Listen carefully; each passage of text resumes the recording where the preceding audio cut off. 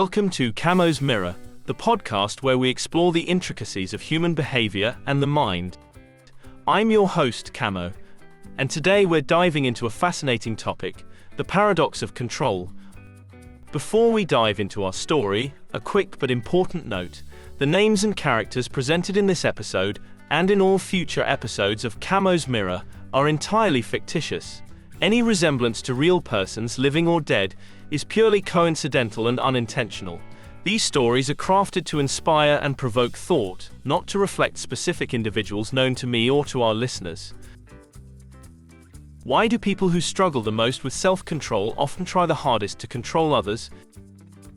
It's a complex issue that affects relationships, workplaces, and personal growth. Let's start by understanding the paradox. Typically, when someone feels out of control internally, they may seek to exert control externally. It's a way of compensating for their inner turmoil. These individuals might struggle with self-discipline, emotional regulation, or have unresolved personal issues.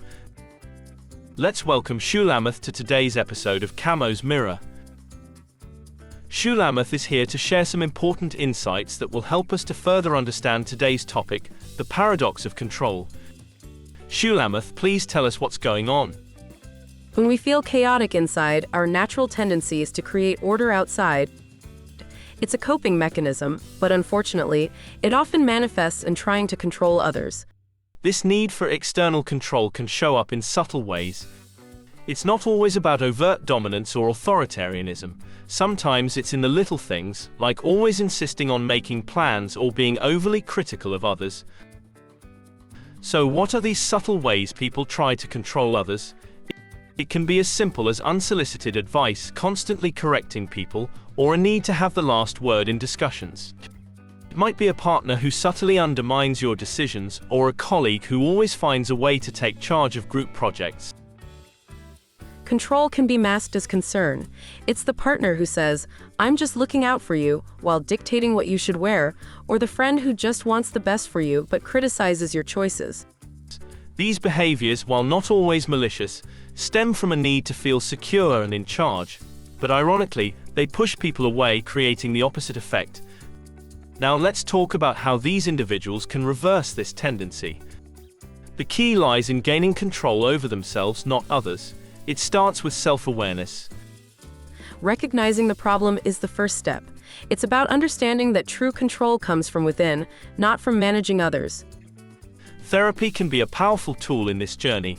It helps individuals explore the root causes of their need for control and develop healthier coping mechanisms. Mindfulness and meditation are also beneficial. They teach presence and acceptance, helping individuals let go of the need to control every aspect of their lives and relationships. As individuals work on themselves, their relationships begin to transform. They learn to communicate more effectively, respect boundaries, and appreciate the autonomy of others. In counseling, we work on skills like emotional regulation, self-compassion, and assertiveness. These skills empower individuals to feel more in control internally, reducing the need to control others. Healthy relationships are built on trust and respect, not control. As people learn to manage their inner world, they become more respectful and understanding in their interactions. It's a journey, not a quick fix, but with time and effort, those who once sought to control others can find a sense of peace and balance within themselves. Thank you for joining us on Camo's Mirror. Today we delved into the complex world of control and self-regulation. Remember, the journey to self-mastery is a path worth taking, not just for our well-being but for the health of our relationships. Until next time, take care and stay mindful.